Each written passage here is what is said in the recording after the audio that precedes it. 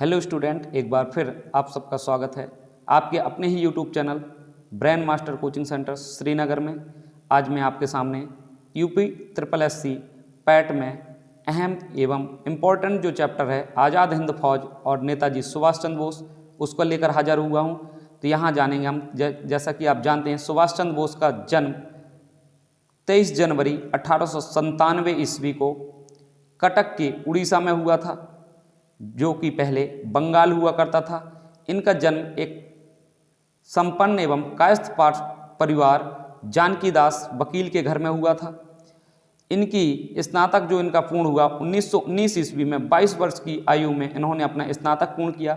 ये बचपन से ही पढ़ाई लिखाई में तेज थे, इसलिए ये ICS की परीक्षा पास करना चाहते थे। इसके बाद इन्होंने अपने पिता से ICS की परीक्षा के लिए, क्योंकि यहाँ पर भारत में ICS की परीक्षा जो कि अब IAS होती है, उस समय ICS था, ठीक है, जिसकी अधिकतम 23 वर्ष उम्र जो आयु थी, 23 वर्ष के बाद इसमें फॉर्म नहीं भर सकते थे। तो लंदन में इसका माहौल मिलता था पढ़ाई के लिए। तो लंदन हर किसी को भेजना, यहाँ के लोग हर एक माँ बाप अपने बच्चे को लंदन नहीं भेज सकते थे। ये भले ही संपन्न परिवार से थे, तो पहले इनके पिता ने काफ़ी आनाकानी की वहाँ भेजने के लिए, मतलब मना किया कि लंदन वहाँ भेजना, वहाँ का माहौल सही नहीं है। ये सब चीज़ें इन्होंने अपने पिता से जब कहा, तो इनके बाद इन्होंने भाइयों की मदद से और इनके पिता ने फिर बहुत कहने पर इनको लंदन भेजा। तो ये सन 1919 में लंदन के लिए सितंबर महीने में रवाना हुए और ये जाके जहाजी बेड़ा से जाते थे, तो काफ़ी लंबा समय लगता था समुद्री मार्ग से होते हुए। तो ये अक्टूबर 1919 में पहुँचे। अब ये बताइए, इनके पास मात्र 8 महीने थे और उस समय 10-10 निबंध लिखना पड़ते थे। एक परीक्षा को क्रैश करने के लिए 10 निबंध, और उसमें जो सिलेबस था उनकी ब्रिटिश साम्राज्य के बारे में था, ज़्यादातर अंग्रेज़ों के बारे में ही था, क्योंकि उन्होंने ऐसा ICS के लिए ऐसा पैटर्न रखा था जिसमें ज़्यादातर अंग्रेजी इतिहास के बारे में था। तो उसको पढ़ना, ऐसा वो कहते थे कि भारतीयों की बस की बात नहीं है कि ये अधिकारी बन पाएँ। तो इसी चुनौती को स्वीकार करने के लिए सुभाष चंद्र बोस जी वहाँ लंदन गए और उन्होंने मात्र 8 महीने में ICS की परीक्षा का जो एग्ज़ाम था वो क्रॉस कर लिया और उसमें चौथी रैंक आई। इसके बाद इनके पिता को बहुत खुशी हुई कि मेरा बेटा ये ICS की परीक्षा पास करके एक अधिकारी बनेगा और यहाँ आएगा। लेकिन इनको ये मंजूर नहीं था, तो इन्होंने कहा कि पापा जी मैं पद त्याग कर रहा हूँ, मतलब मैं इस्तीफा दे रहा हूँ। तो पापा गुस्सा हुए, बोले अगर तुम पद त्याग करोगे तो मैं तुम्हें रुपए नहीं दूंगा, क्योंकि उस समय ऐसा सिस्टम था कि पद त्याग यानी नौकरी छोड़ने के लिए भी कुछ पैसा देना पड़ता था, अपनी मर्जी से नौकरी नहीं छोड़ सकते थे। तो ये इनके पास भी हमारे आप जैसे कुछ दोस्त थे, तो दोस्तों से इन्होंने पैसा इकट्ठा करके इस्तीफा दिया। उसके बाद ये 22 अप्रैल 1921 में इन्होंने जब पद त्याग कर दिया, तो ये सबसे पहले बम्बई बंदरगाह पे आए, जहाँ पर ये हीरो से कम नहीं थे। कोई इतनी बड़ी नौकरी का इस्तीफा देकर आए तो भारतीयों के लिए एक हीरो थे और हर कोई उन्हें देखना चाहता था। बहुत ही ज़्यादा भीड़ थी बम्बई बंदरगाह पर इनको आने की खुशी में और इनको देखने के लिए। तो ये एक हीरो जैसे कोई आता हो, तो ऐसे ये भारतीय हीरो आ रहे थे जो अंग्रेज़ों की जो ICS की परीक्षा यानी नौकरी को त्याग करा रहे थे, यानी उनको इस्तीफा देकर आए थे। तो यहाँ जब बम्बई में बंदरगाह पर आए, तो यहाँ इनकी मुलाकात चित्तरंजन दास यानी CR दास से हुई, जहाँ इनके राजनीतिक गुरु, इन्होंने इनको अपना राजनीतिक गुरु बनाया। वैसे कि मैं आपको बता दूं कि जो सुभाष चंद्र बोस थे, ये स्वामी विवेकानंद के विचारों से बचपन से ही प्रेरित थे। इसी के कारण इन्होंने कहा कि मुझे देश सेवा करनी है, मुझे ये नौकरी नहीं करनी है। और इनकी राजनीतिक गुरु कौन थे? चित्तरंजन दास थे, कई बार एग्जामों में पूछा जाता है। इसके बाद 1923 ईस्वी में स्वराज पार्टी, जहां पर चित्तरंजन दास ने आपका जिक्र हुआ था कि स्वराज पार्टी का गठन CR दास या चित्तरंजन दास ने की और एवं मोतीलाल नेहरू ने की थी, जो इस पार्टी का गठन किया। तो उसमें नेताजी को एक महासचिव बनाया गया और भी कई सारे सचिव थे। इसके बाद 1928 में जब अंग्रेजों ने कहा कि भारतीयों के पास इतनी हिम्मत नहीं है कि अपना संविधान बना पाएं, तो सबसे पहले इस चुनौती को, जो अंग्रेजों ने चुनौती दी, उसको स्वीकार किया मोतीलाल नेहरू ने। उन्होंने एक नेहरू रिपोर्ट बनाई और डोमिनियन स्टेट की मांग की, यानी पूर्ण स्वराज की मांग नहीं की थी, केवल डोमिनियन स्टेट की मांग की। तो इसका विरोध इनके ही बेटे ने, जवाहरलाल नेहरू ने किया, और जवाहरलाल नेहरू और सुभाष चंद्र बोस ने मिलकर एक पार्टी बनाई जिसको इंडिपेंडेंस लीग कहा गया। और सबसे पहले 1929 में ईस्वी में कांग्रेस अधिवेशन में नेहरू जी ने अध्यक्षता की और लाहौर अधिवेशन में पूर्ण स्वराज की मांग की गई। 26 जनवरी 1930 ईस्वी को रावी नदी के तट पर पहली बार झंडा फहराया गया और पूर्ण स्वराज की मांग की गई। इसके बाद सन 1930 ईस्वी में प्रथम गोलमेज सम्मेलन में कांग्रेस ने भाग नहीं लिया था। इसके बाद 1931 में जब दूसरा गोलमेज सम्मेलन हुआ, गोलमेज सम्मेलन का मतलब है एक मेज होती थी गोल गोल, और उस गोल मेज पर चारों ओर बैठकर एक सम्मेलन हुआ करता था जिसको गोलमेज सम्मेलन कहा जाता है। 1931 ईस्वी में गांधी इरविन समझौता हुआ, जो कि काफ़ी विवादित समझौता रहा, और इसी समझौते के कारण काफ़ी ज़्यादा जनता गांधी जी से नाखुश हो गई, क्योंकि गांधी इरविन समझौते में चाहते तो गांधी जी भगत सिंह को बचा सकते थे, और ख़ास तौर पर वहाँ पर ये उस कॉन्ट्रैक्ट पर साइन करके आए गांधी जी, जिसके कारण गांधी जी का जनता ने विरोध किया। और गांधी इरविन समझौते के बाद सविनय अवज्ञा आंदोलन को बंद कर दिया गया, जिसमें नेताजी सुभाष चंद्र बोस ने कहा कि जब भारतीयों के खून में उबाल था आज़ादी के लिए, उसी समय आंदोलन को बंद करना एक उन पर कठोर आघात है। तो इसके बाद सन 1937 में प्रांतीय चुनाव हुए और गांधी जी ने ज़्यादा इस पर हस्तक्षेप नहीं किया, और इस 11 प्रांत में जब प्रांतीय चुनाव हुए तो 11 प्रांतों में से 8 प्रांत में कांग्रेस ने सरकार बनाई, और जिसमें अहम योगदान सुभाष चंद्र बोस जी का रहा, और जिसमें मुस्लिम लीग को 4.6% वोट प्राप्त हुए, यानी बहुत कम वोट प्राप्त हुए मुस्लिम लीग को। और गांधी जी ने 1931 से 1937 तक कांग्रेस में ज़्यादा कार्य नहीं किया, जिसके कारण धीरे धीरे सुभाष चंद्र बोस कांग्रेस में उभरते हुए नेता के रूप में प्रतीत हुए। और 1937 से 38 के बीच में पहला, जो कि महाराष्ट्र गांव में पहली बार गांव में जो कांग्रेस अधिवेशन हुआ, फैजपुर अधिवेशन, उसमें सुभाष चंद्र बोस ने एक भाषण दिया, बहुत ही ओजस्वी भाषण था। उन्होंने कहा कि 8 प्रांतों में हमारी सरकार है, आओ हम सेना को इकट्ठा करें और अपने देश के लिए, आज़ादी के लिए एक सेना इकट्ठा करके विद्रोह करें अंग्रेजों का। ऐसा ओजस्वी भाषण दिया। इस भाषण के खिलाफ, क्योंकि गांधी जी सत्य और अहिंसा के पुजारी थे, यानी सत्य अहिंसा मानते थे, इसलिए गांधी जी और सुभाष चंद्र बोस के बीच में वैचारिक कटुरता आने लगी। इसके बाद सन 1938 ईस्वी में हरिपुरा अधिवेशन, जो कि गुजरात में हुआ था, ये दूसरी बार हुआ था जो गांव में हुआ था, तो उसकी अध्यक्षता सर्वसम्मति से सुभाष चंद्र बोस को उनका अध्यक्ष बनाया गया उस अधिवेशन का। तो इस अधिवेशन की अध्यक्षता सुभाष चंद्र बोस ने की।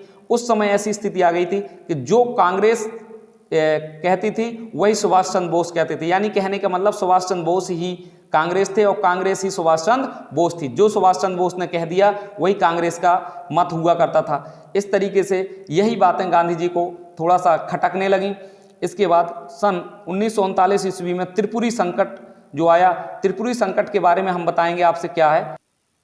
1939 ईस्वी में जो त्रिपुरी बेसिकली अगर पूछा जाए कहाँ है, तो ये मध्य प्रदेश में है। जो त्रिपुरी अधिवेशन हुआ तो पहली बार वहाँ पर मतदान हुआ, क्योंकि गांधी जी जानते थे, क्योंकि अब ये तो लगता है उभरते जा रहे हैं, ये जो नया लड़का है, युवा है, जोश है, तो ये सत्य अहिंसा के मार्ग से भटकता जा रहा है। इसलिए पहली बार कांग्रेस के अधिवेशन में पहली बार मतदान हुआ। सुभाष चंद्र बोस और गांधी जी की ओर से आए पट्टाभी सीतारमैया, इन दोनों के बीच में जब चुनाव हुआ तो लगभग 1580 वोट सुभाष चंद्र बोस ने प्राप्त किए और पट्टाभी सीतारमैया ने लगभग 1377 वोट के आसपास प्राप्त किए। तो लगभग 200 वोट से पट्टाभी सीतारमैया को सुभाष चंद्र बोस ने हरा दिया।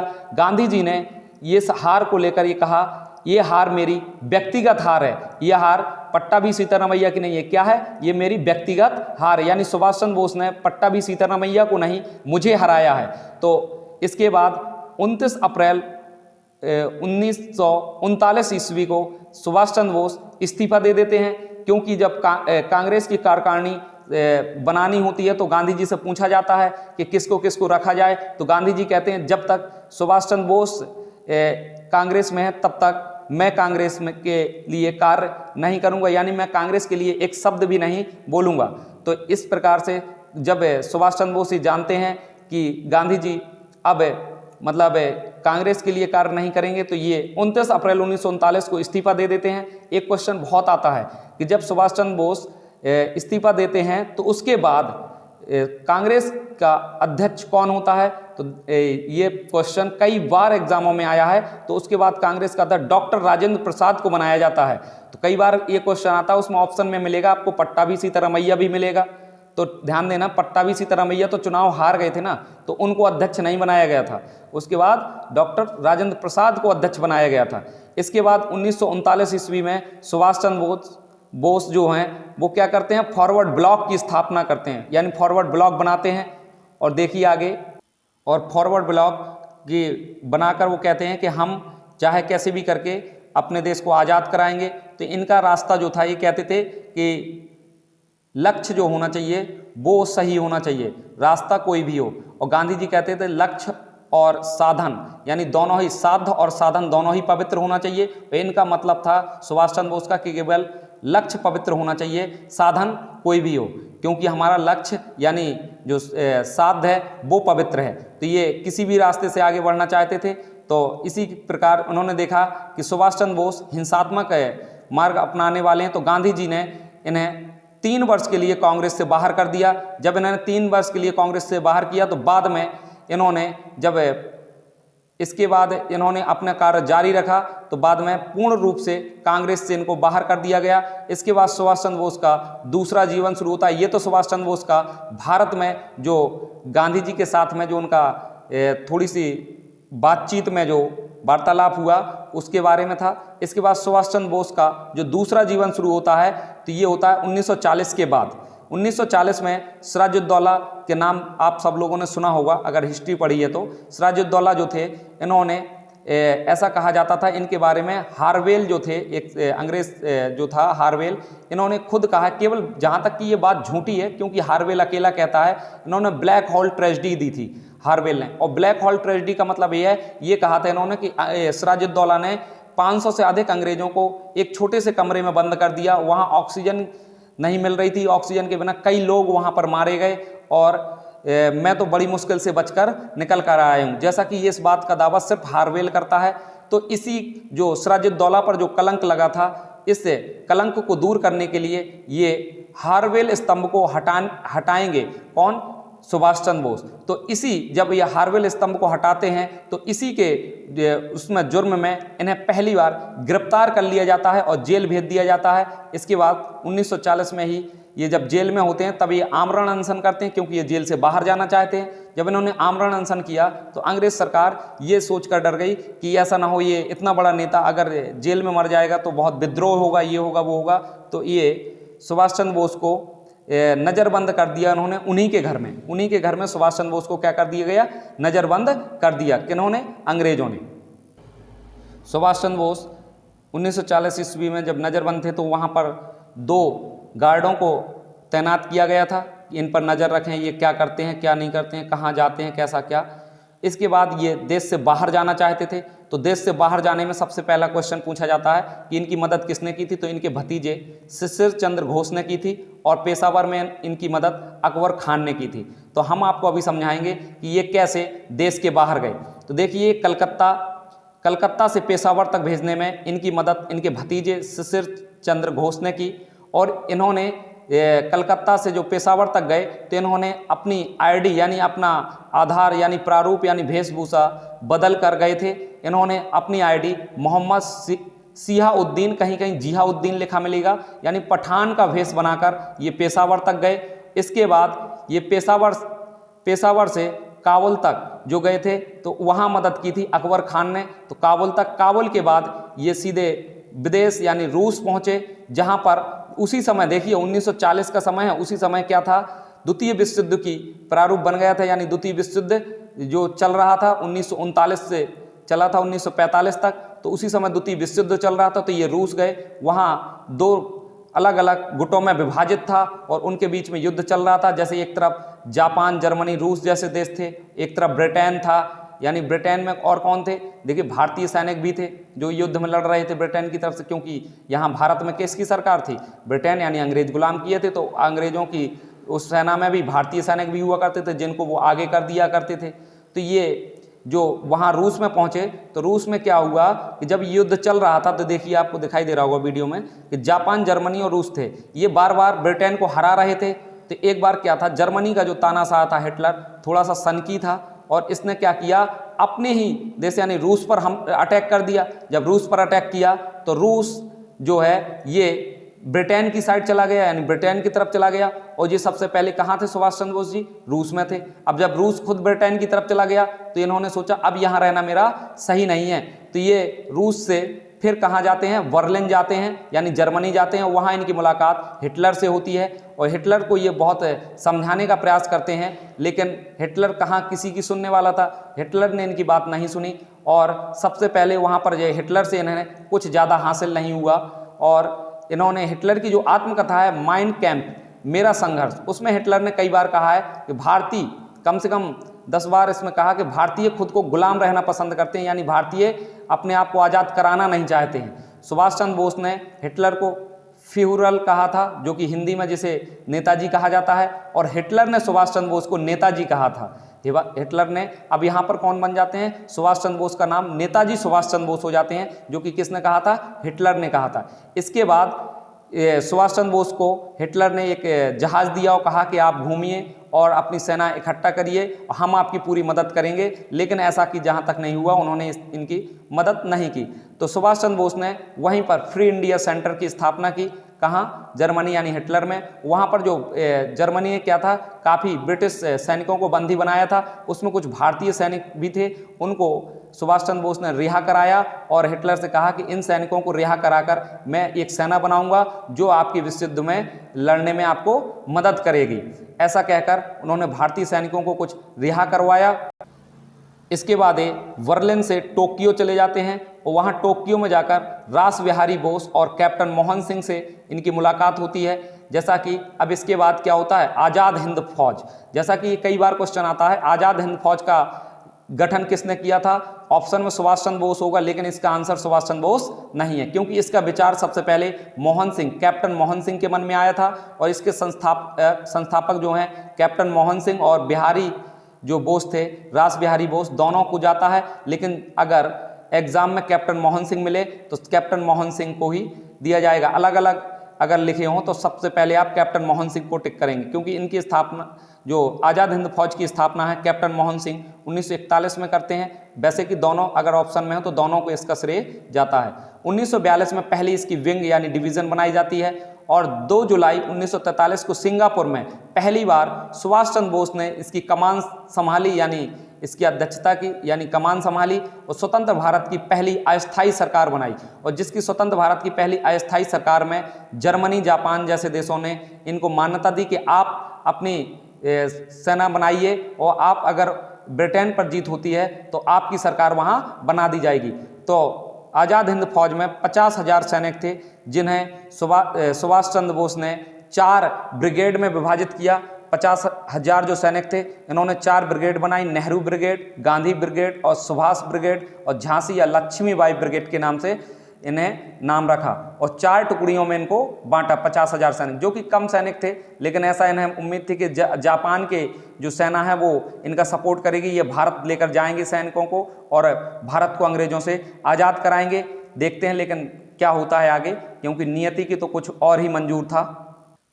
इसके बाद जापान इनको अंडमान और निकोबार 2 जगह इनको देता है, सुभाष चंद्र बोस को दे देता है, जिसमें ये बाद में अंडमान को शहीद द्वीप और निकोबार को स्वराज द्वीप के नाम से जानते हैं। और इन्होंने, सुभाष चंद्र बोस ने मोस्ट इंपॉर्टेंट क्वेश्चन, दिल्ली चलो का नारा दिया और तुम मुझे खून दो मैं तुम्हें आज़ादी दूंगा, ये कहा सुभाष चंद्र बोस ने। ये इनके 2 प्रसिद्ध नारे थे और ये दिल्ली चलो का इन्होंने कहा। इनकी सेना जो बन चुकी थी, अब इन्होंने कहा कि अब हमारे पास सेना है और हम क्या कर सकते हैं, अब भारतीयों को आज़ाद करा सकते हैं अंग्रेजों से।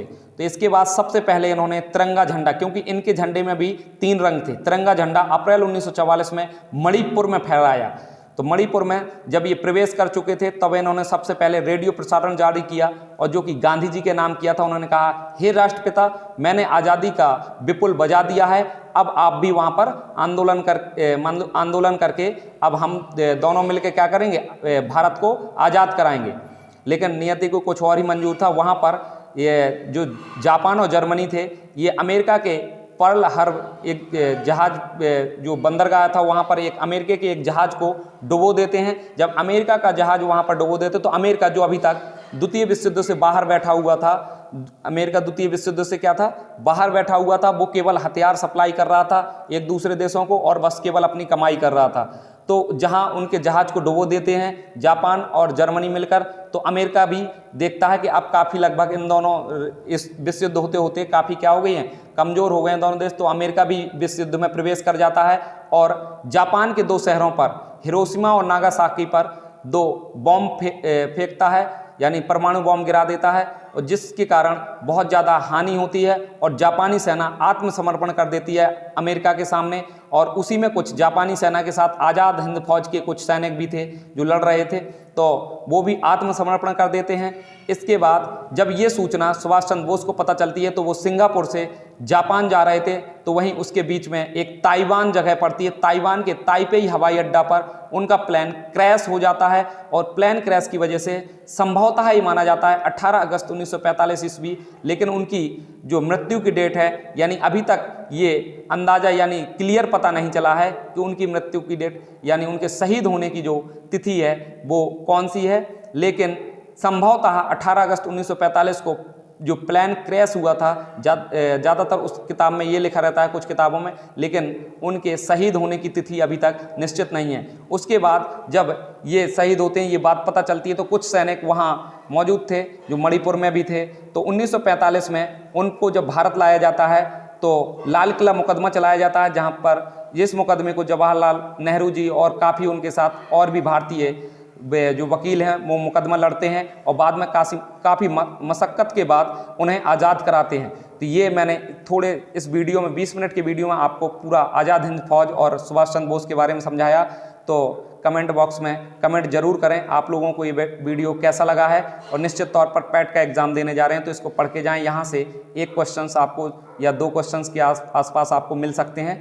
तो इसी के साथ ही आप इस वीडियो को लाइक, सब्सक्राइब चैनल को करें और शेयर भी करें। धन्यवाद।